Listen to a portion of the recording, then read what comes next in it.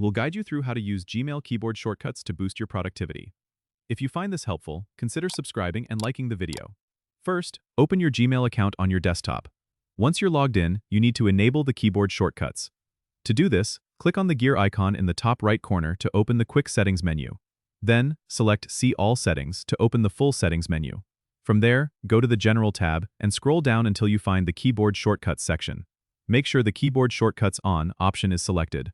Scroll to the bottom and click Save Changes. Now, you're all set to start using shortcuts. Here are some essential ones to get you started. If you want to compose a new email, just press C on your keyboard. To reply to an email, press R while viewing the message. If you need to forward an email, F is your go-to key while reading the message. For archiving the conversation you're on, simply press E. You can even move to the next conversation by pressing J, or go back to the previous one with K. To search, just hit the /pahara key, and Gmail will take you straight to the search bar. These shortcuts can really streamline your workflow, making it faster to navigate through your emails without needing to rely on your mouse.